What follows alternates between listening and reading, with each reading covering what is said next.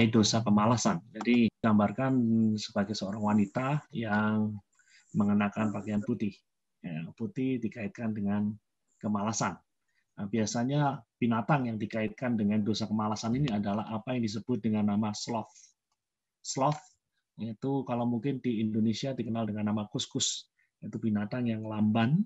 Nah, saya yakin mereka-mereka yang dari Indonesia Timur cukup akrab dengan binatang kuskus ini, yang kerap kali dikaitkan dengan kemalasan. Nah, jadi kata malas itu sendiri di dalam bahasa Inggris digunakan kata sloth.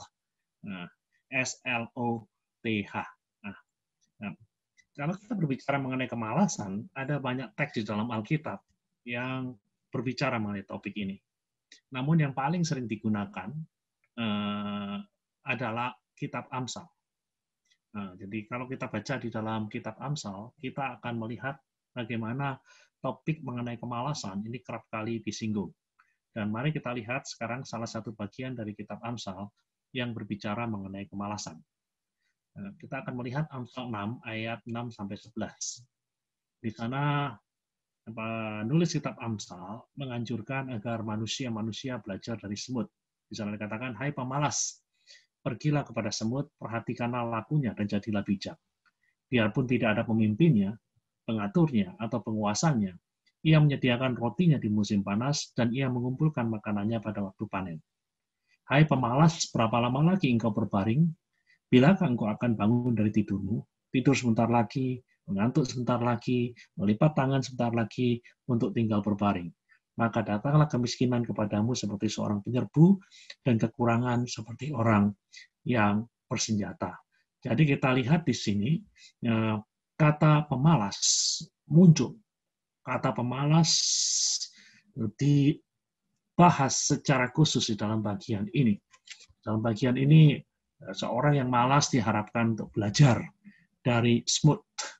Belajar dari semut, kalau kita lihat semut adalah binatang yang boleh dikatakan yang paling aktif, walaupun secara fisik mereka kecil, namun kalau kita perhatikan dengan seksama, mereka itu aktif.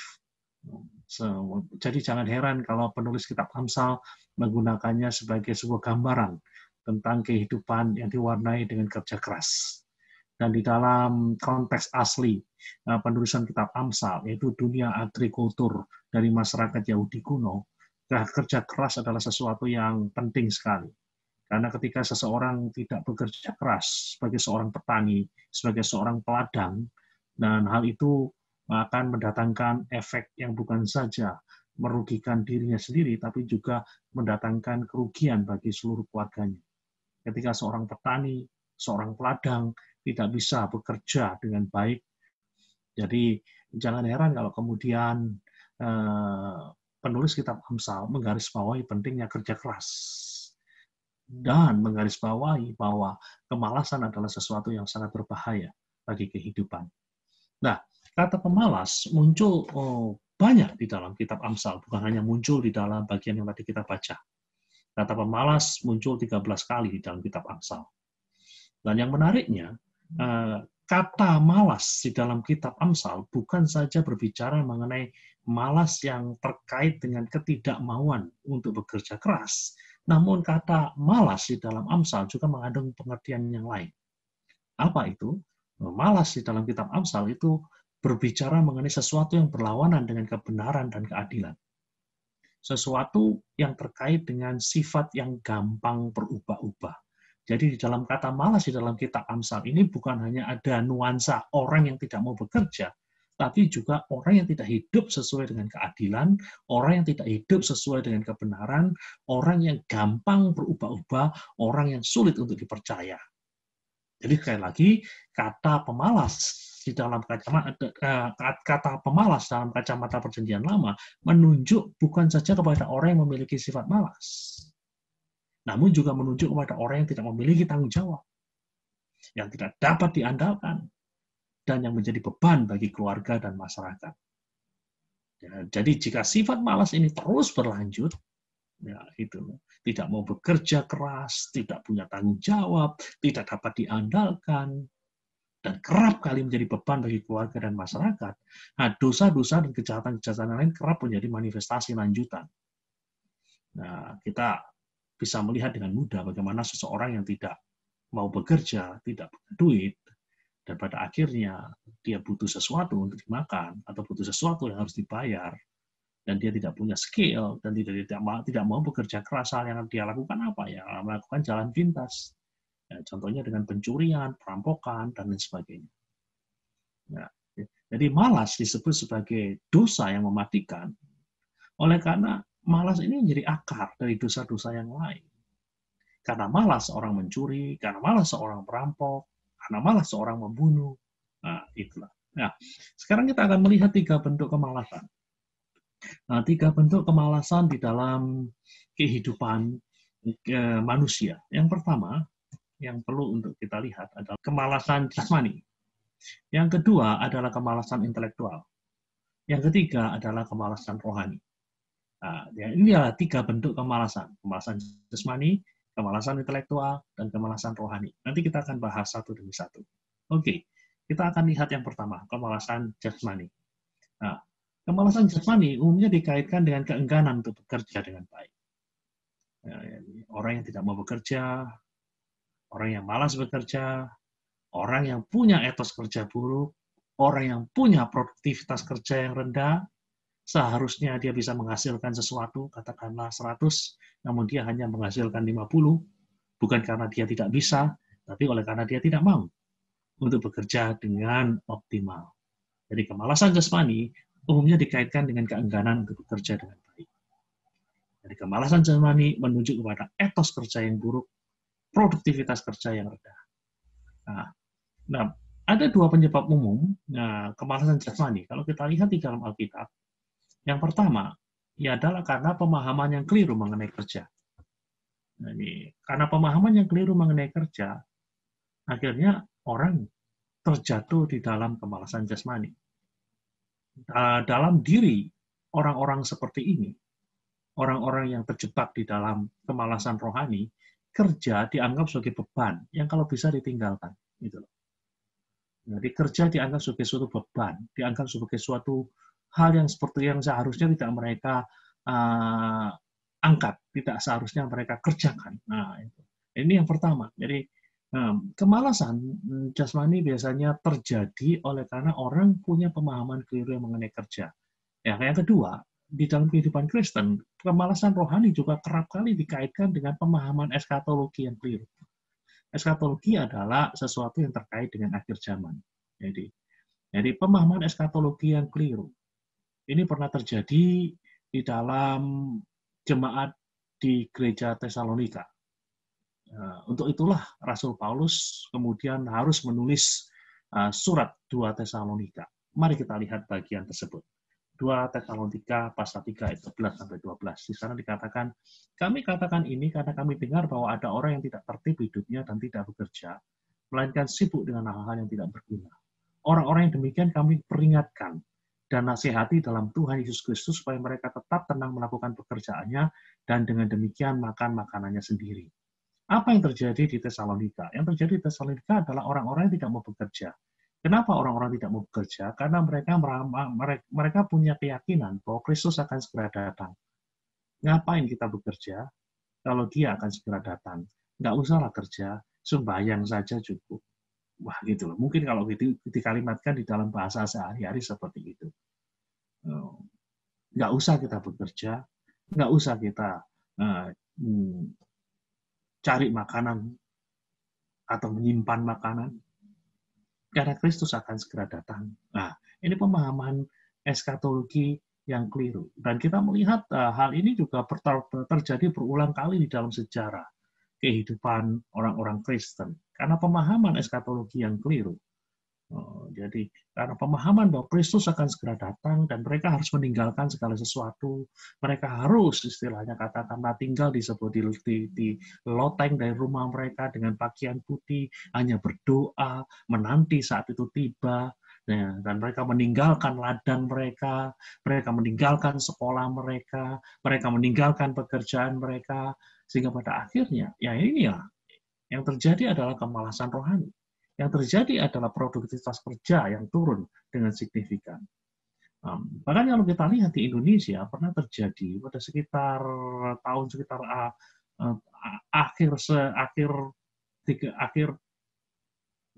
Sekitar akhir milenium kedua lah, atau awal dari milenium ketiga.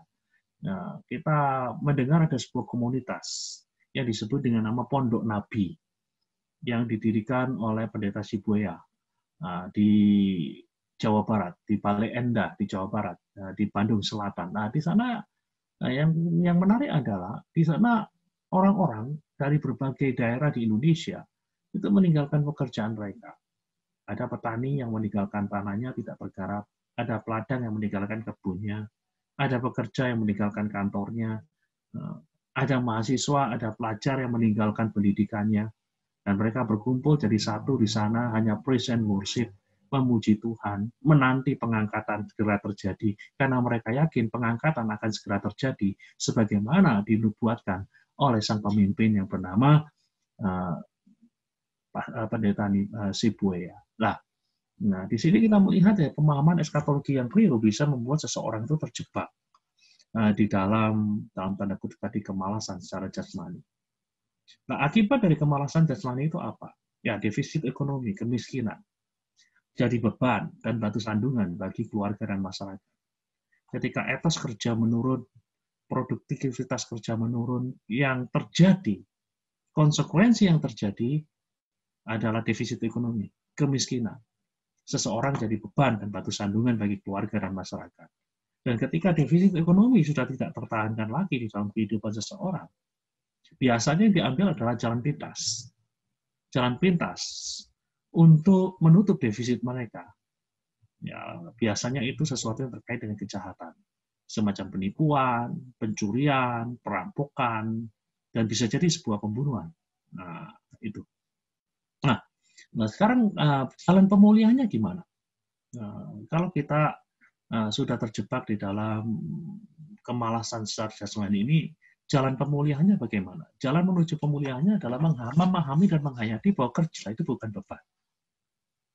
Kerja adalah sesuatu yang melekat, tak terpisahkan dari natur kita sebagai pribadi yang diciptakan sesuai dengan peta dan teladan Allah, atau segambar dengan Allah. Nah, kalau kita lihat di dalam Alkitab, Allah kerap kali menyebut dirinya sebagai pekerja. Nah, maka kita pun yang diciptakan sesuai dengan peta dan gambarnya, harus mengerti bahwa kita juga diciptakan juga bukan untuk berleha-leha, bukan untuk bermalas-malasan. Kita pun diciptakan untuk bekerja. Kita harus ingat, kerja itu bukan akibat dari kejatuhan. Sebelum manusia jatuh ke dalam dosa, sebelum Adam dan Hawa jatuh ke dalam dosa, Adam dan Hawa sudah bekerja. Adam secara khusus diperintah oleh Allah untuk mengelola Taman Eden. Nah, di situ kita lihat kerja adalah sesuatu yang menyatu dengan diri manusia. Jadi manusia yang tidak mau kerja pada hakikatnya tidak layak disebut sebagai manusia, karena dia mengingkari jati dirinya sebagai pribadi yang dicipta sesuai dengan peta dan teladan Allah. Jadi kunci untuk bisa melepaskan diri dari kemalasan jasmani ini adalah kita harus memandang bahwa kerja itu adalah sesuatu yang baik. Sesuatu yang membuat diri kita dalam tanda kutip jadi manusia yang utuh, jadi manusia yang sejati. Dan yang kedua, jalan untuk mengalami pemulihan dari kemalasan jasmani adalah memahami dan menghayati bahwa menantikan kedatangan Kristus itu suatu keharusan, tetapi cara menantikan kedatangan Kristus itu tidak harus dengan cara yang pasif, seperti yang kita lihat dalam kasus Pondok Nabi, di mana kita harus meninggalkan istilahnya pekerjaan kita, dan kemudian hanya melakukan sesuatu yang terkait dalam tanda kutip dengan sebutan ibadah, sesuatu yang pada akhirnya mungkin tidak produktif dan mengakibatkan hal-hal yang tidak baik. Jadi menantikan kedatangan Kristus itu adalah suatu keharusan.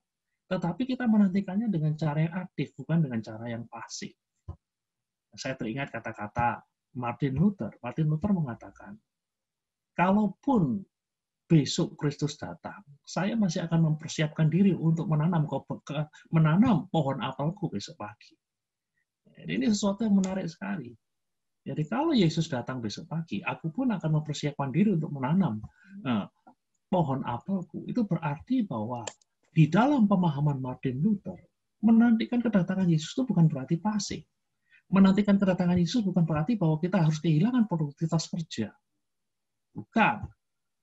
Menantikan kedatangan Kristus tetap mengharuskan kita aktif. Yang bekerja sebagai, katakanlah sebagai karyawan, ya tetap bekerja sebagai karyawan. Dengan semangat tinggi. Untuk bekerja.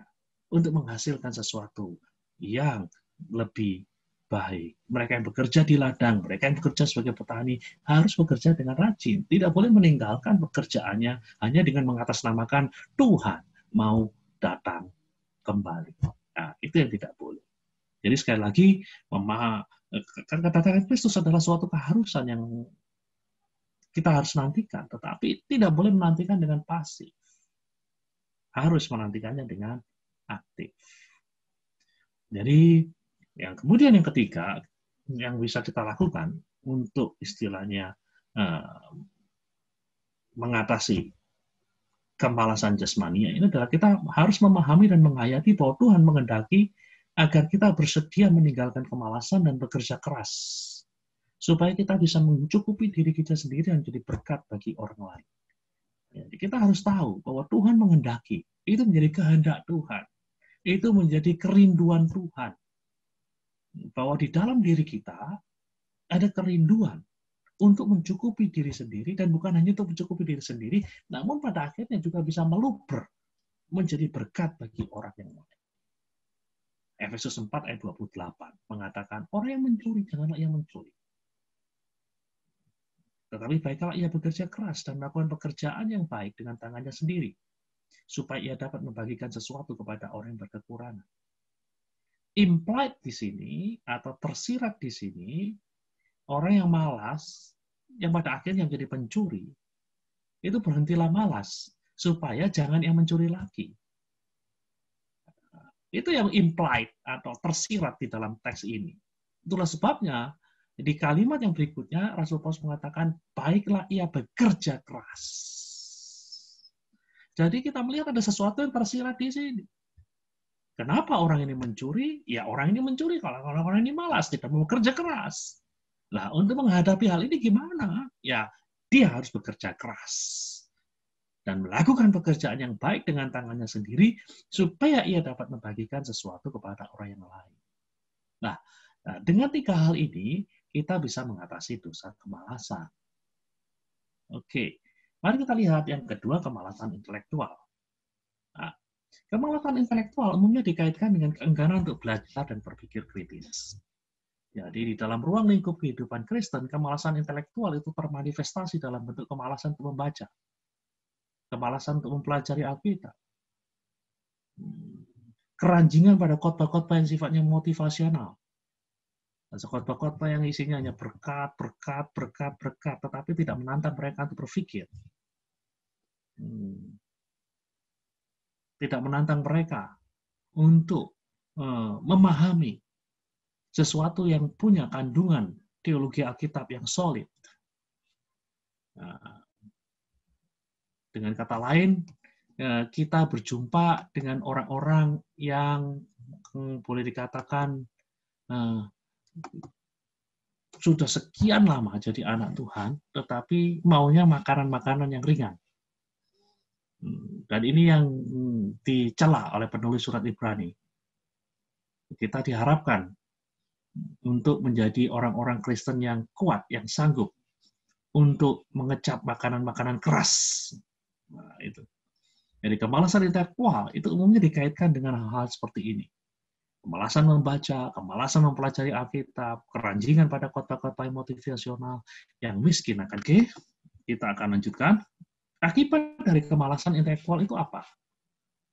Akibat dari kemalasan intelektual adalah kemerosotan intelektual yang berakibat rendahnya mutu sumber daya manusia.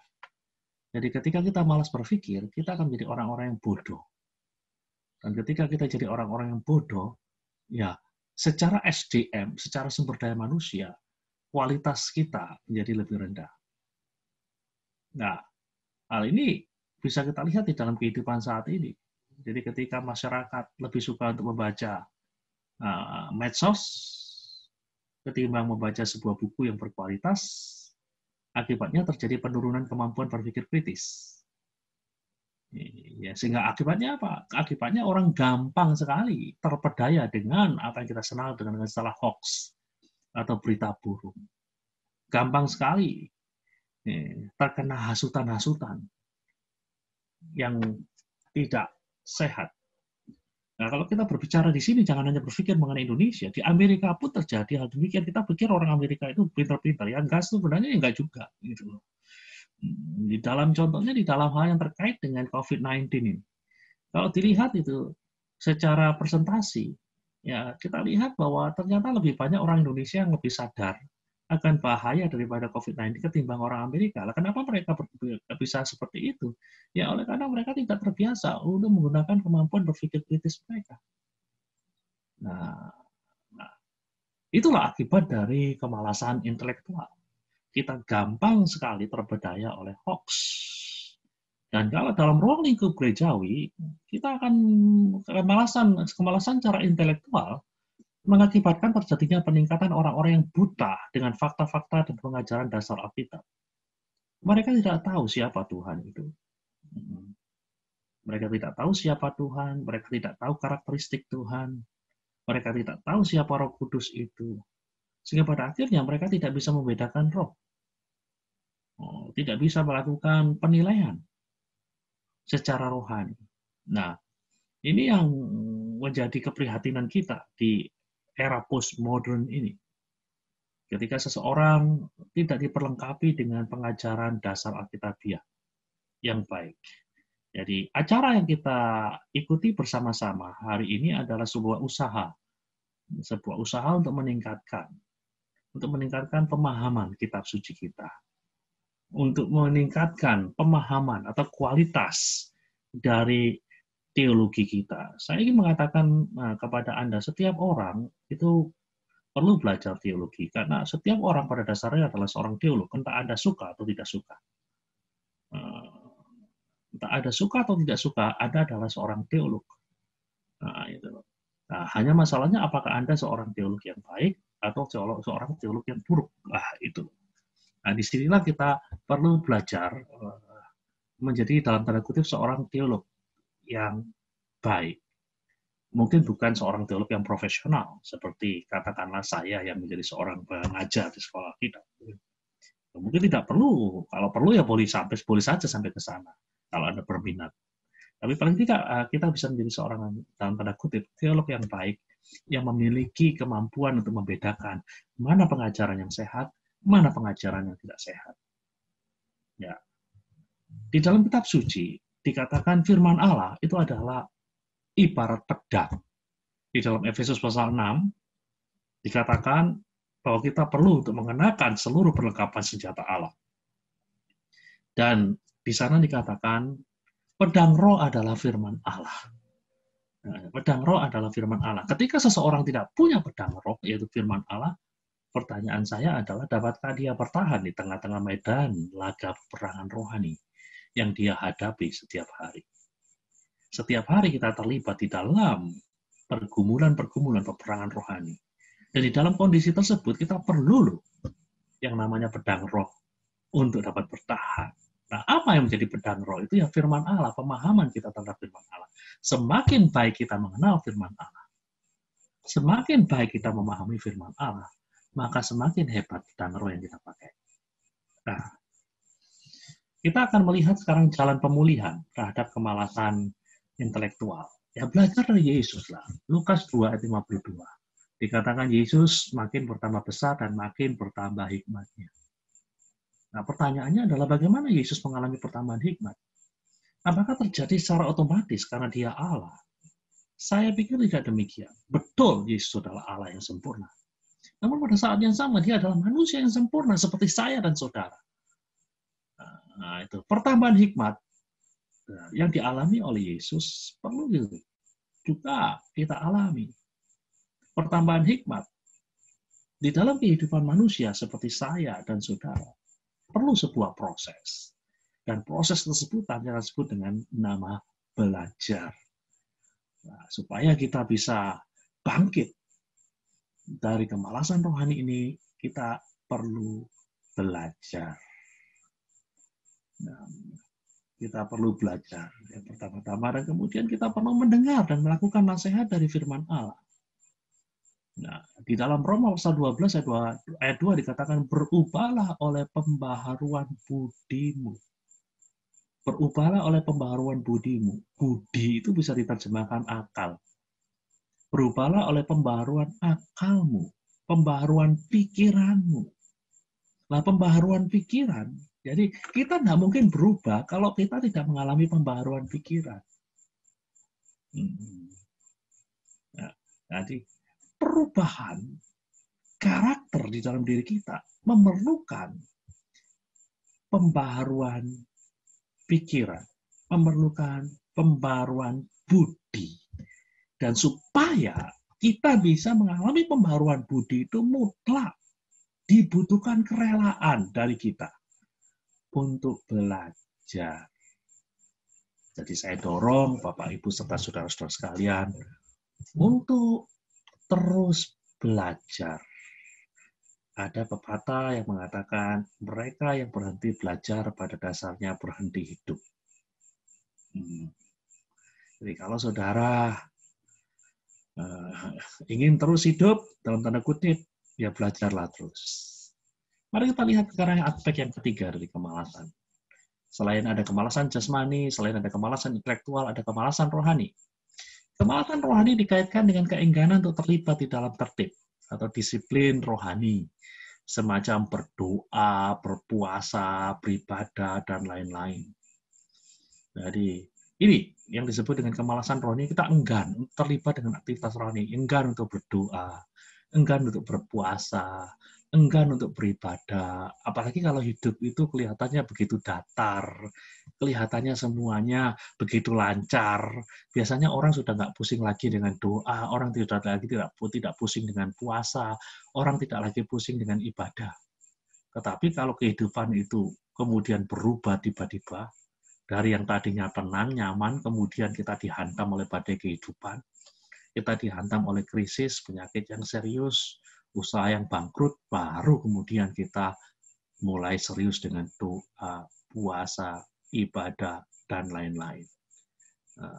Tapi saya berdoa agar kita tidak perlu nunggu dihantam badai lebih dulu, baru kemudian kita serius dengan hal-hal yang rohani ini. Bahkan ketika kehidupan kita istilahnya nyaman, ketika kehidupan kita berada di puncak gunung, semuanya serba nyaman, semuanya serba enak, ya, mari kita terus giat secara rohani. Kita tidak malas secara rohani. Kita sungguh-sungguh di dalam doa. Kita tetap berpuasa. Kita tetap beribadah. Dan perlu Anda ketahui bahwa kemalasan rohani itu kerap kali terjadi oleh karena kita merasa cukup. Kita merasa cukup. Tidak perlu lagi untuk berjuang. Tidak lagi perlu untuk berjuang. Kita rasa bahwa ya sudah cukup lah. Apalagi yang harus didoakan, apalagi yang harus dipuasain. Nah, gitu. Nah, jadi kemalasan rohani juga kerap kali terjadi karena pemahaman yang salah mengenai anugerah Allah. Ada pengajaran yang disebut dengan hyper grace. Jadi karena orang terlalu menekankan karunia ditekankan secara berlebihan sehingga akibatnya overdosis. Sehingga yang muncul adalah ajaran hyper grace. Semuanya dikaitkan dengan karunia. Jadi orang jadi malas karena semuanya terkait dengan karunia. Kan Tuhan punya karunia yang besar. Ngapain lagi saya perlu disiplin? Ngapain lagi saya perlu ini, perlu itu? Ngapain lagi saya harus ini, harus itu? Kan kasih karunia Tuhan cukup bagi saya. Tuhan ngerti saya kok. Tuhan tahu saya kok. Ini adalah suatu pemahaman yang keliru, betul. Bahwa hidup kita semata-mata adalah atas anugerah. Semuanya juga atas anugerah. Nah, sehingga ada sebuah lagu yang mengatakan semua karena anugerahnya. Semua karena anugerahnya. That's true, betul. Namun pada saat yang sama, Alkitab pun juga berbicara mengenai tanggung jawab. Rasul Paulus yang disebut dengan rasul yang mengajarkan kasih karunia, the Apostle of Grace, juga berbicara mengenai pentingnya untuk mengerjakan keselamatan dalam takut dan gentar. Nah, jadi kita tidak perlu untuk menggunakan karunia untuk membenarkan kemalasan-kemalasan rohani kita. Nah, akibat kemalasan rohani itu apa? Jadi kekristenan yang suam-suam kuku. Kekristenan yang suam-suam kuku. Suam-suam kuku di sini artinya tidak berguna. Nah, nanti suatu waktu kalau kita sampai di dalam pembahasan 7 jemaat di dalam kitab Wahyu, saya akan jelaskan arti dari suam-suam kuku itu apa sih. Untuk gampangannya, karena waktu, saya ambil aja sekarang jalan pintas suam kuku ini adalah orang Kristen yang tidak berguna. Jadi ketika kita malas secara rohani, kekristenan kita tidak akan mendatangkan dampak. Selain itu, kalau kemalasan rohani ini terjadi di dalam taraf yang ekstrim, sampai akhirnya kita meninggalkan ibadah,